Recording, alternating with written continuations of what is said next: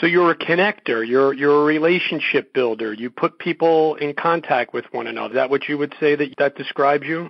Yes, and I guess in old world terms, I might be called a yenta or matchmaker. Ah, yes, I do know yenta. I know those great Yiddish words. That's terrific. You're listening to the Listenup Show, Startup Entrepreneur Podcast. I'm Mitchell Chadro, your host. Today on Show 038. Listen up, trusted friends. It's your business, it's your family, it's your life. Now let's get started. What is Tracey going to talk about? Techgirls, Chariot Solutions, Women in Tech Summit, Philadelphia Startup Leaders. I'm ready to listen up, so let's do this. Tracey, Welson, Rossman, Steve Bazemore at stevebazemore.com. He wrote an awesome article titled, The Power of Sharing Your Story. So when people ask you, so what do you do? What do you tell them? Oh, that's so funny, because my husband will always say, if I'm going to a meeting, he's like, which hat do you have on today?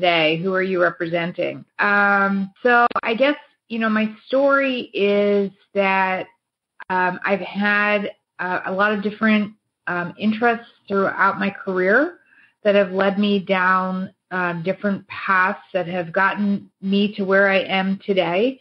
And each of those experiences have made me, I think, a better leader and manager. And I also think just more creative and innovative. My story is really about allowing people to connect for their, to help advance what their interests are. And I like to be able to connect people and also connect ideas to form better solutions. Please sign up to my email list for the latest special offers exclusive for our Listen Up Show Startup Entrepreneur Podcast audience at mitchellchadro.com/sign up. I have been providing business advice, resources, and help to entrepreneurs for over 20 years, and I'm looking forward to helping all of you. Sign up for my email list, again, at mitchellchadro.com/sign up. I will provide you with full transcripts for each interview, my ebook, 30 Tools to Start Up, the Startup Checklist, and many other education and training materials, all back at mitchellchadro.com/sign up. Now, when HostGator actually sponsors our startup round, what has been the best business advice that you've ever received? Let's see. So I think personally, for myself, and I just discussed this the other day at a talk, one of the best things someone told me is take your emotion out of your decisions. Sometimes we allow our emotions to cloud the way that we're thinking. And sometimes you really have to think about what is best without having any, well, it is having skin in the game, but just taking, your biases, your emotions out of the decision. And that's really hard to do. And if you are making a decision that way, to at least acknowledge that there's some emotion in there, which is driving, your reaction. So in terms of, thinking with your head as opposed to your heart, is that would that be a fair way of summing that up? I think that's part of it, but also emotion can be whether you're angry about something, or you have an attachment to maybe a partner, you're friends with that person. Sometimes it is just about business. So, understanding your motivations for your decision-making, I think, is really important. One of the reasons why I wanted to have you on is because of your involvement with Techgirls. I have 2 young daughters myself who are entrepreneurs in their own right, and I was really excited when I saw what your mission was all about. So maybe you could tell everybody, how you started Techgirls and, where you're at today with the organization and some of your goals that you have in mind going forward. Yeah, thank you so much for allowing me to speak about that. Techgirls came out of, my being in the industry, the tech industry, for, I guess, about 6 or 7 years. Before that, I was in industries that were, leaning towards having more women versus men, or were mixed. And then you come into this industry and it is very starkly different, leaning towards men. And there's nothing wrong with that per se, except for the fact that I believe that women are missing out on tremendous opportunities. And part of that, I believe, is based on not understanding the opportunities that are in front of you, because of the way that technology has been sold by the media, the idea of, girls not being seen as smart and not valued for if they have inclinations towards math and science, what's happening within our school system. There's so many different obstacles that are in the way of girls feeling like they belong in this industry. And technology is so broad now, as it was 6 or 7 years ago, but certainly broader than it was at that point. So that's the challenge for Techgirls. So how have you been able to sort of break in at an earlier stage, whether it be in middle school or high school, before the girls actually get to college? How have you been able to sort of make a difference earlier on and empower them before reaching, the college age? Sure. Well, we believe that there's 3 different audiences. So one of the things that I like to say is that we run our nonprofit like a business, and understanding who our clients are, who we're selling to, what their motivations are, I think is really important. So first, you need to put a good product out. And if one of your end clients doesn't like it, guess what? They're not going to buy it. So the first client, of course, is our girls. And we focused on middle school. And there was a reason for that. Studies have shown that at about ninth grade, girls are self-selecting out of technology. So understanding the reasons, which I gave a little bit before, and creating a program that sort of answers some of those needs. The other thing was also taking a look within the ecosystem to see what was missing. Even after we've been in business for 6 years at this point, we're still not seeing, and we would welcome to see more competition or friendly competition to what we have. So, we're still creating a product that is needed. And that product, we decided, was these short interactive workshops that showed many different forms of technology. So I like to call it the smorgasbord of technology choices. Technology is not just about software development.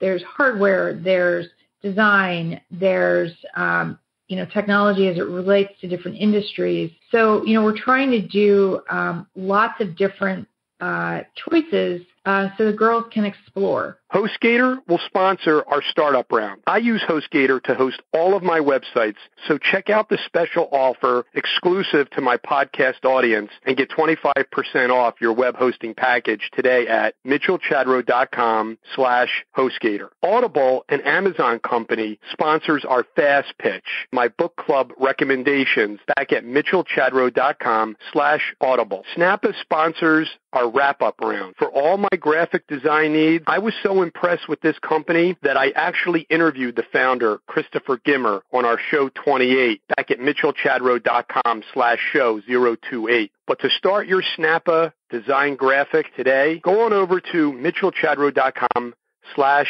snapper. Yeah, how many different schools are you in right now? How many girls are coming into the program at the middle school level? And then how many are continuing on into the high school stage? So we don't specifically work with any schools. In fact, schools have sort of been the hardest. You would think that that's where you should be selling to, so to speak. But schools have their own challenges. They don't have time during the day. Most schools can't do a separate program just for girls. And the other piece of this is that schools, the teachers don't have the skill sets to teach the type of technology that we're putting out there. So the other group that we're marketing to are our volunteer instructors. So we've been working outside of schools, although, we are figuring out ways of working with them as we've been figuring out some of their issues over the last several years.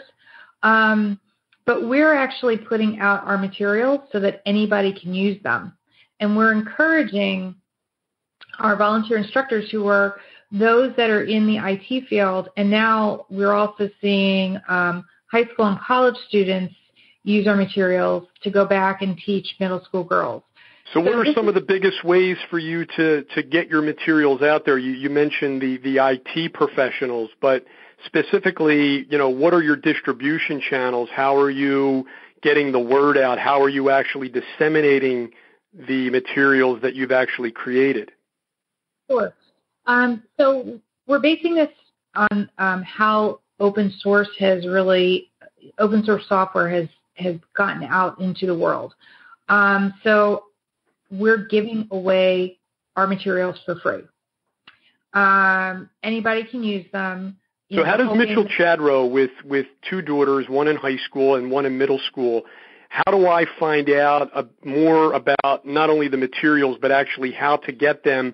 And then as far as instructors or volunteers that you're working with, where in the community that I'm actually at right now, how do I reach out and get involved with them for Techgirls?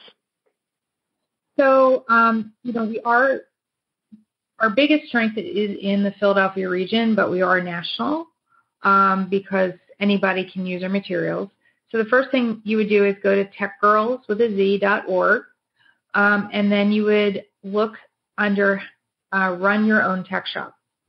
And then you would just do a short sign-in form, and then you would have access to all of our 40 workshops that we call tech shops. We also give you a playbook, which lets you know how you can operate one. So you may not have the skill sets to teach a class, but you have skill sets to organize a class. You may have access, you have daughters, so you have access to find girls who might be interested. We can also, from the Techgirls standpoint, if you don't have somebody who can teach, we can help find a volunteer. So we do have a volunteer database. It doesn't cover, of course, every part of the country, but in the Philadelphia region, we do have a good amount of people who want to help. So here in the Philadelphia area, because that's where it just so happens that I'm located in the tri-state area. And how many volunteers do you actually have in the database, and how many at any given time? How many middle school or high school children? How do you keep track of that since they're coming to the website? How do you keep track of the number of students? Who's teaching the class? How many students to a class? How are you keeping track of all those numbers? So, we are keeping track the best that we can. Part of our challenges is that sometimes people run classes and they don't report back to us. So, we're working through, these are business challenges. So we know that we're not capturing all of our data. We are working towards a better system to do that. We also don't keep the names of and the information of children who are under the age of 13 because of laws. We do keep the information about the parents. So the parents are actually signing up, and that's the third part of our the people that we're selling to, because in the end, it's the parents who are the ones that help make the decisions about, are they going to be able to get the girls to an event? They're the ones that we're keeping in touch with. We've worked with, over the last 6 years, we're getting up to probably about 7,500 girls, which is pretty amazing. Yeah, no, that is. And is that regionally, is that mostly here in the Philadelphia tri-state area, or is that, throughout the U.S.? It is throughout the U.S., but I would, if I had to guesstimate right now, I would say probably about 70% are in this area. But as we were going out more and more, that's going to dissipate. But we do a lot of our experimentation, so to speak, within our region. In terms of volunteers, we've been getting so many volunteers to come in. It's pretty amazing. And we're really, really fortunate. And it just shows that the developer and IT community is really committed to getting diversity into the system and reaching out at a lower level. That's one of the other pieces of why we're able to do our work, because we have such a committed community. And there's also this understanding that, they need to give back. So it's really, really a lovely thing. But we also have to make sure that we're creating an atmosphere and creating materials that make it easy for our volunteers to engage. So that's something else that I think we've put a lot of time and effort into thinking about is, how do we work with these people who are giving their time and effort? So we're constantly refining our program from that standpoint. Yeah, no, I'm actually on your site right now, and you have a nice little button there, for donations. So, given the fact that and also you have your 2016 annual report, which I'm kind of going through right now as I'm speaking with you, and I like the logo, and I like the way it's kind of laid out on your site. So what kind of donations are you getting, and how are you, obviously you indicated, that you're running this like a business. So tell us a little bit about whether it be revenues that are coming in, whether, donations that are coming through, and how you're sort of sustaining things going forward, especially with 7,500, enrollees, and how the program works. I mean, is this on an annual basis? Is this a rolling basis where you have students coming in middle school and then they continue on through high school? How does that work? So, we're focused, I think like any good business, there's a focus, and we are focused. Our mission is to help middle school girls. It takes a lot of time, effort to, work on this specific area. And of course, every year you've got new girls who are becoming, 11-year-olds and girls who are aging out, so to speak. So, we've grappled with what do we do with the 15-year-olds and above. And honestly, what we're seeing is they're coming back and they want to teach and they want to give back, which is pretty cool, which is one way for us to keep in touch and also for them to practice. In terms of raising money, which is always not fun.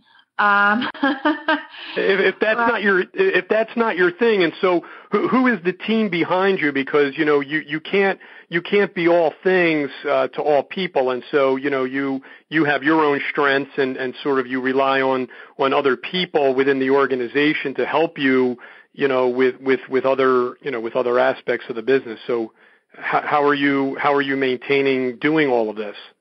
Yeah. So we have paid staff.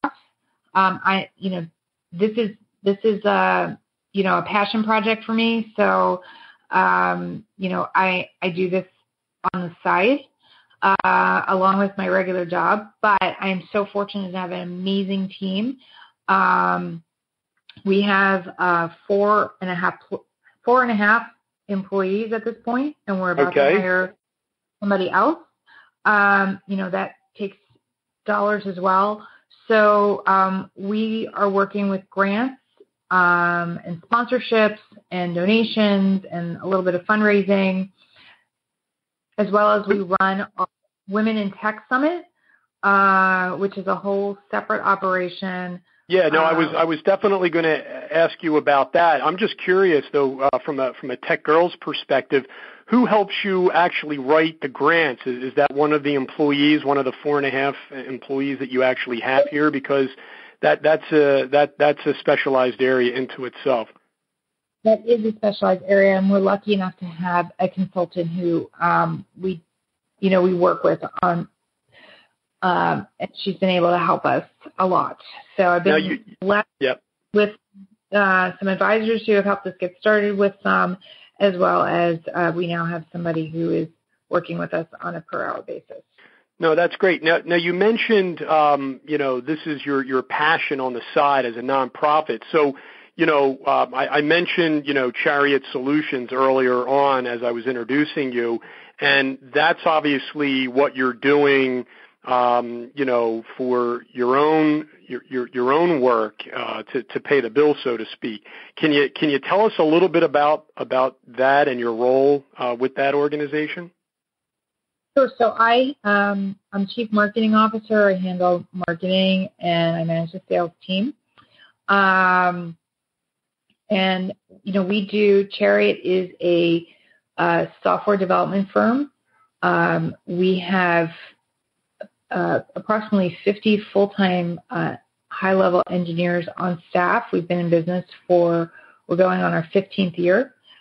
We're known for, bringing the best software development expertise within Java open source tools and technologies. We're developing mobile applications. We've been working in the Internet of Things space, connecting hardware and software together. But what we really have are a group of highly talented individuals who are not just implementers, they're leaders within companies. And really what we do at the end of the day is we're helping businesses take their ideas and, make them into a reality.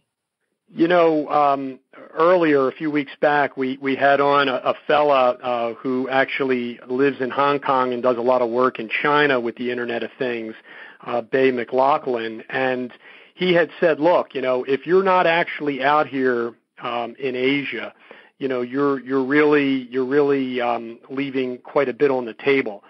So with the Internet of Things and the hardware and the engineers that you work with, are you strictly working here in the tri-state area, or are you working across the U.S.? Are you working outside the U.S. in that regard?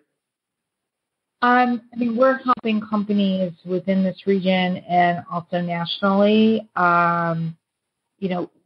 Are you able to talk about some of the companies that you've been able to help? We're working with a large provider of cable services in the Philadelphia region. We also work with a large company in the Philadelphia region that does a lot of 401k work. So we work in the enterprise space a lot, but we also work with startups. In fact, one that this new company, they have a product which is an electronic bumper sticker. So you are using the hardware that goes on the back of your car.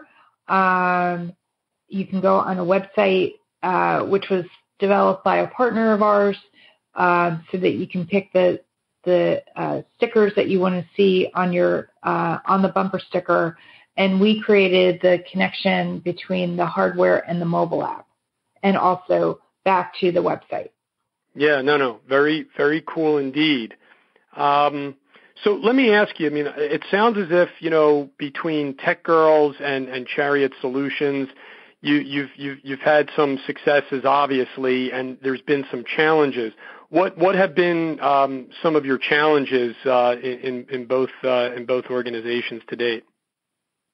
Well, I mean, the interesting tie-in between Techgirls and Cherry is really the need for a educated technology workforce. So one of the challenges that we're facing and have faced for a while at Chariot is finding the right resources. And, part of Techgirls is the idea that, one, of course, we want more, diversity within the technology field. But the second part of this is that there's a severe shortage that's happening in the tech industry.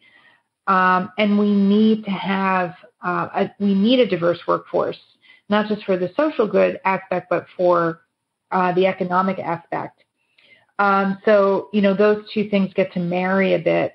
And that's, how it's been,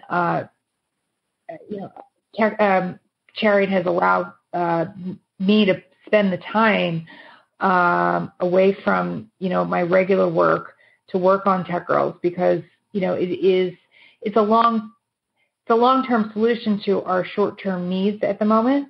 But there's an understanding that, this is important for us to be working on and talking about.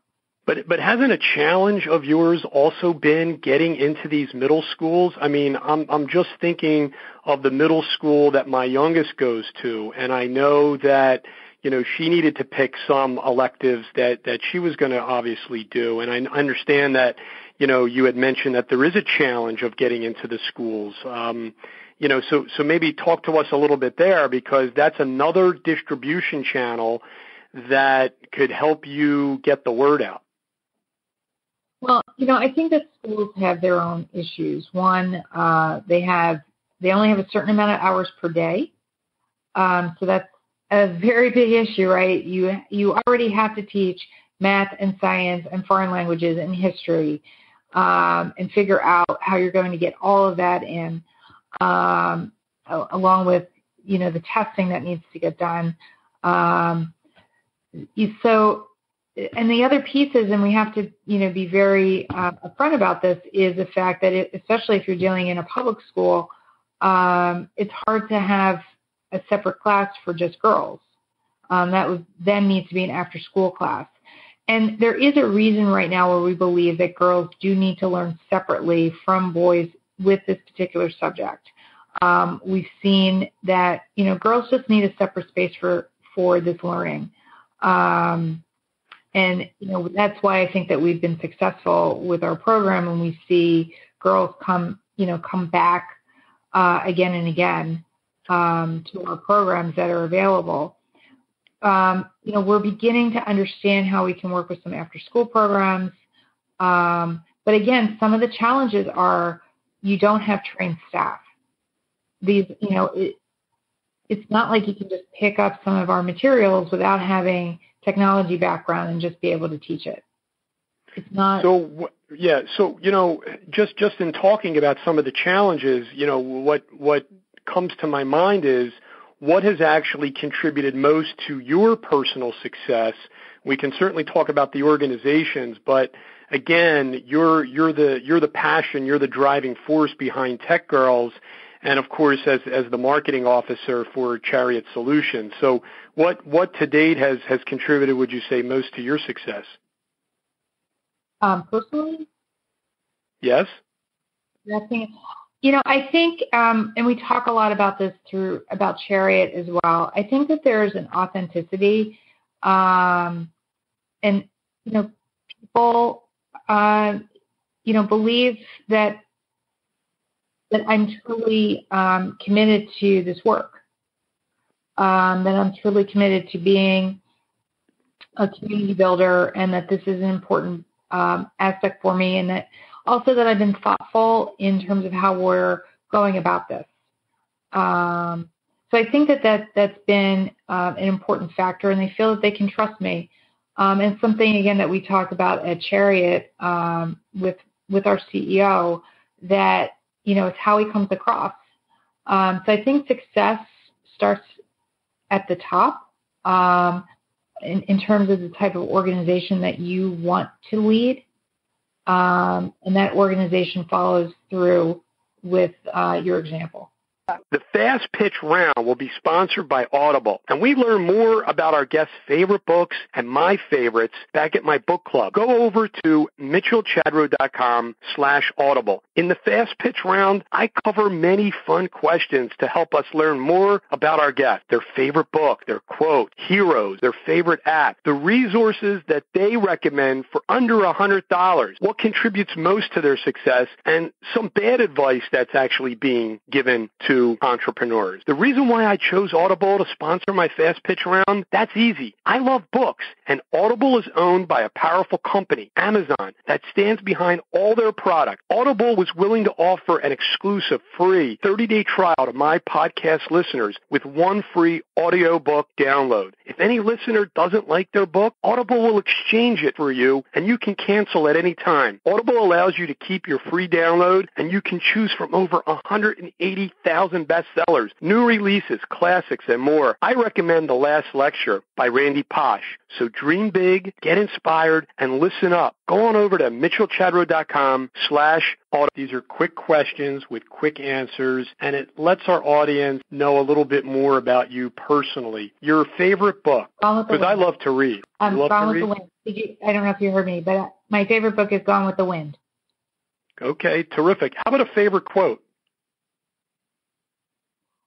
I don't have anything that I can think of at the moment.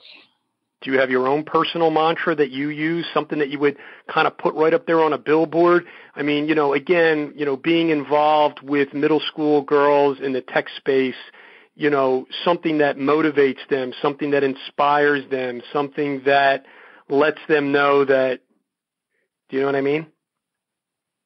I guess, something that I think about a lot is not letting fear be the guide of your life. Mm-hmm. And how about an app that really has impacted you the most, whether it be in business, family, or life? I'm a big fan of Evernote. Yeah, okay. How about an item under $100 that's been the most impactful for you? Wow, under 100, that's tough. Well, I'll tell you why, because, you had mentioned about resources before, and with a lot of our startups, we want them to appreciate the fact that sometimes, especially in the startup stage, that they don't need to spend a lot in order to get a lot. And there are those that are obviously bootstrapping and trying to be resourceful and thoughtful, as they're sort of, scaling up and taking their company to the next level, but they don't want to become bankrupt before their idea takes hold. So this would be, yeah. Okay. So I think that any workflow tool or tool that connects your company. So pretty much Techgirls is virtual. We are able to get together one day a week thanks to Space the Chariot, but for the most part we don't see each other. So we're big fans of Google Drive. Okay. We'll probably, no need to, we're not trying to push that. We also are big fans of Asana from a workflow standpoint. Sure. How about as far as, we talk about good advice out there, but there's a lot of bad advice that's being given. What is some bad advice you've heard that, you just want to point out because you don't want people to kind of fall prey to it? I don't think that there's one particular piece of advice that I think is bad. I think that, you as a startup or anyone in a business, you get a lot of advice. So you have to be able to understand what works for you and what doesn't work for you. Because what may be bad for me is actually good for somebody else. So I think. But you had a business, right, before going into Chariot Solutions that you sold. You kind of had that success, started a business, you sold it. While you were going through your own, one of the reasons why people listen up to what you have to say is that bad advice, maybe from your own perspective. Now, again, of course, everybody's going to be able to go down their own path, but this would be certain advice that you've heard out there that really didn't resonate with you. Yeah, so first I want to clarify that when my husband and I purchased our business, which got us into entrepreneurism or being entrepreneurs, that was not totally successful. So, and that's because I didn't have anyone who was giving me advice. That's a whole other story, Mitchell. Quite frankly, that was going to be something that I was going to raise later in our interview in terms of by mentioning to you some of the challenges that you've had. That certainly probably would have been some of the challenges that you faced, because as we talk to the startup community out there, they're going through their own challenges and they're looking for their own resources. So by talking to us a little bit about what you went through, that's certainly going to help them. Can you tell us a little bit about that? Sure. I mean, just literally on Friday, I just gave a talk that's called Creating Success from Failure. Okay. We don't talk a lot about failures. I mean, you can call a mistake a failure. It's just really about the size of the failure. And, you know, now we're in a culture because of lean startup and other methodologies where failing fast is acceptable, which is great, because I think that you have to, there's always something that you're going to fail at, right? But it's also certainly understanding how to mitigate that fail, and also making sure that you understand why there was a failure, and, you know, really just, you know, keeping it as small as you can.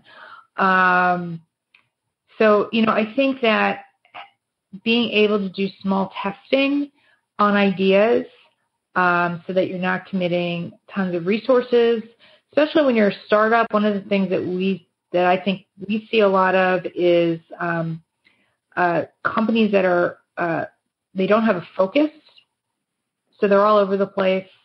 They may be trying to please everybody. You know, somebody says they want to buy something, but you have to make all these customizations. Does that really fit within, you know, what you're trying to do? How many resources is it taking? You know, it's hard to say no when somebody's offering you money and you need that money. Sure. It may not be the thing for you. So what type of business was this? Because, you know, in looking at some of my notes, you obviously sold the company eventually and for several millions of dollars, according to what I read. And so some people would say, gee, that was pretty successful. Now, it might not have happened overnight, but, you know. Just so we're clear, we did not sell it for several $million.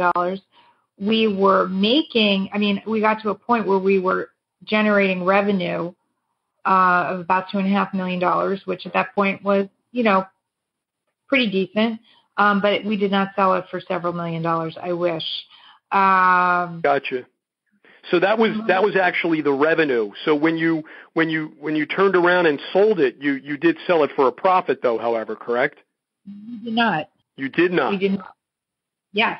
So trust me, it was a learning experience, and you know, we were able to mitigate our losses, but not everything is a success. So you know, and here's another discussion to be had, which is the difference between revenue and profit. So, you know, a lot of times we focus, especially when you take a look at some of these awards that are given out, they're given out on, you know, revenue, but not always looking at what profit that you're generating. So I think it's an important distinction to take a look at. So some advice that's maybe being given is, you know, these people that are always constantly asking you about, so what are your revenue numbers? But the real question is, what are your profits? At the end of the day, what are you taking home?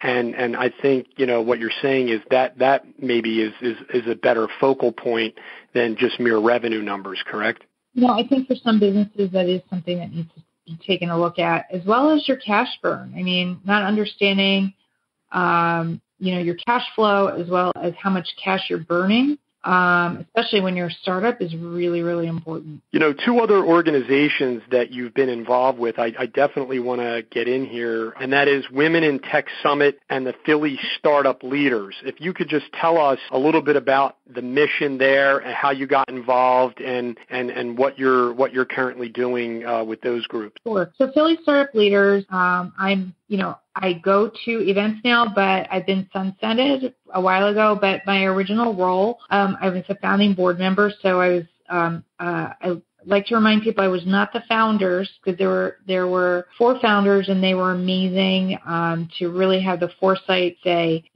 there was place in the market that wasn't being filled for entrepreneurs in Philadelphia. And this is 7-8 years ago at this point. A lot of people don't understand that the Philly tech scene was not what it was. I mean, and I'm proud to say that Philly Startup Leaders is really, I believe, was a galvanizing force in terms of bringing startups together, bringing education to the startup in Philadelphia. And I guess, I forget, I think it's been like 3 years since I've been off the board. Who were the four founders that you mentioned that had actually started the startup leaders? So Blake Janelle, Chris Sierra, Brad Denenberg, and Aaron McLean, and Doug Bellinger. So actually it's 5, so I can't count. There's 5 of them. Okay. And as far as Women in Tech Summit? So the Women in Tech Summit, which is now, as I said earlier, a fundraiser for, I like to call it our black tie event without getting dressed up, for Techgirls. Okay. Yeah. Originally started just separate. Through Chariot, we created a very technical event called the Emerging Technologies for the Enterprise Conference, which is in its 12th year. I wasn't seeing an event. First of all, we're seeing more women. I think this year may be the most that we've seen attend. But, 5 years ago, we're in our 5th year for the Women in Tech Summit. We weren't seeing a lot of women attend, and I really felt that there needed to be a space for women who, wanted to learn together. And it wasn't just about software developers. It's also about women who, like myself, who work for technical companies, who are in marketing, who are in sales, who are in HR, and bringing the women in tech community together to talk, to learn from each other, but also to learn about the trends that were happening in the industry, to do hands-on workshops, and to do some career development, but not in the usual way that we were seeing at some of the other events.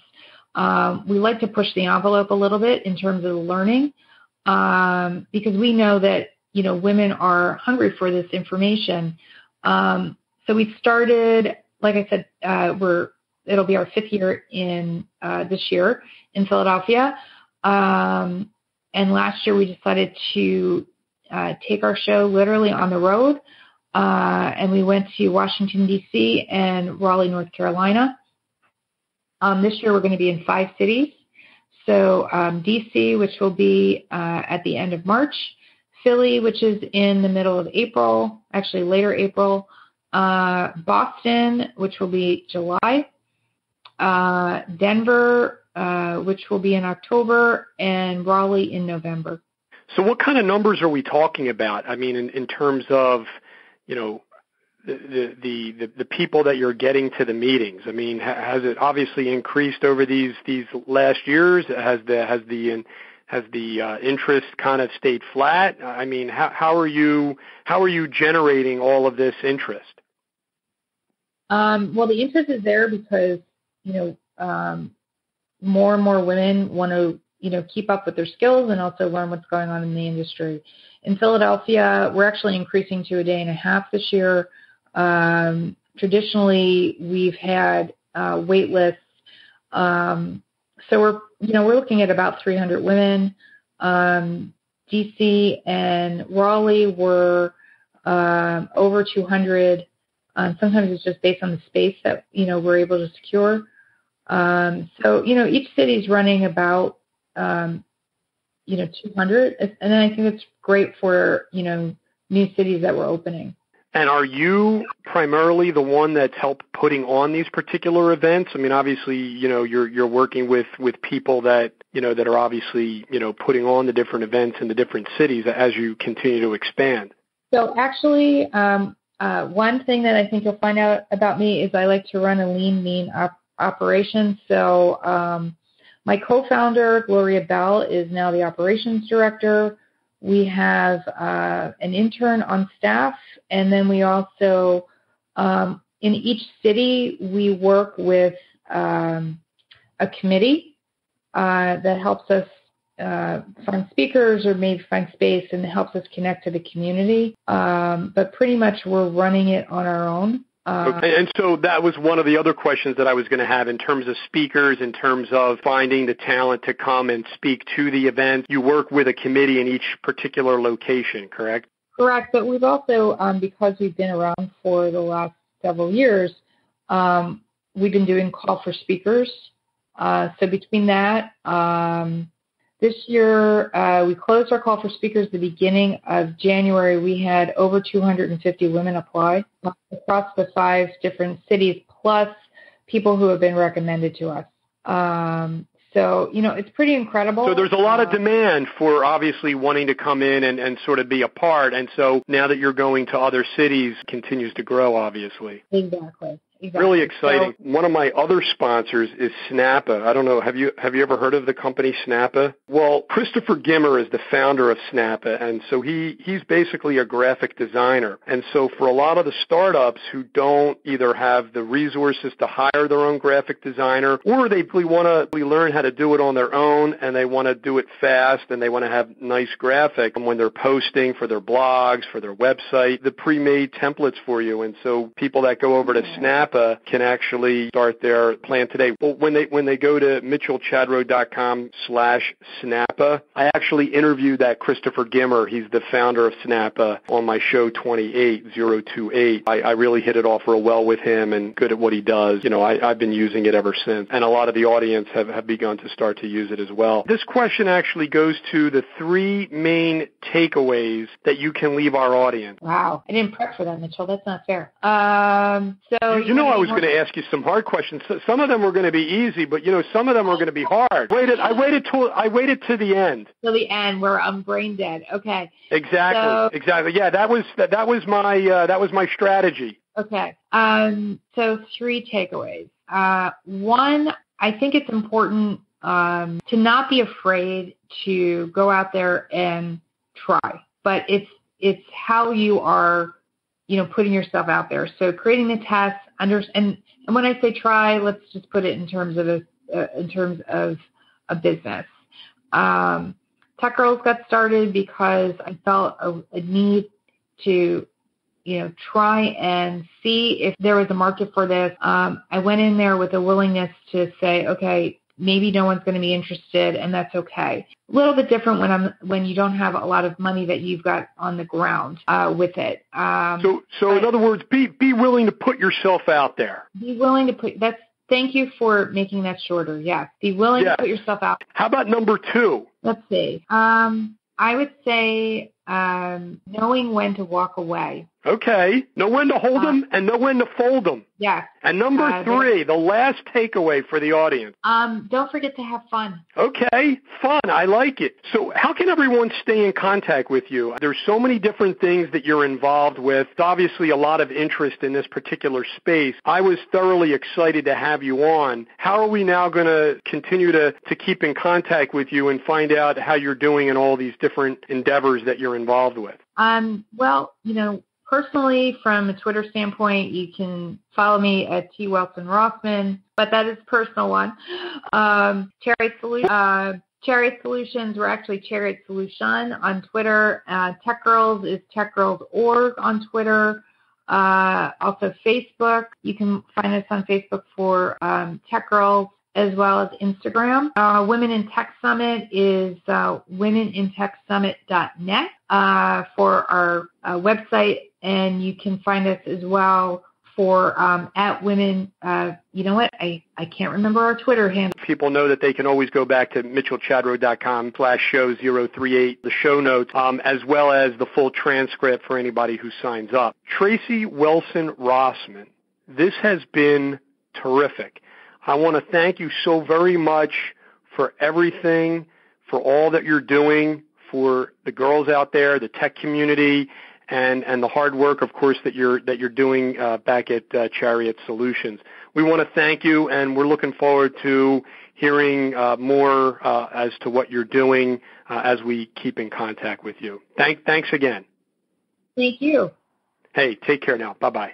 In closing, let me ask for my listeners' help. First, please subscribe to my email list at mitchellchadro.com/signup. You will get all the full interview transcripts, my ebook, 30 Tools to Start Up, where I talk about these free resources in show 006. You'll get the startup checklist, education and training materials, and other resources just by signing up at mitchellchadro.com/signup.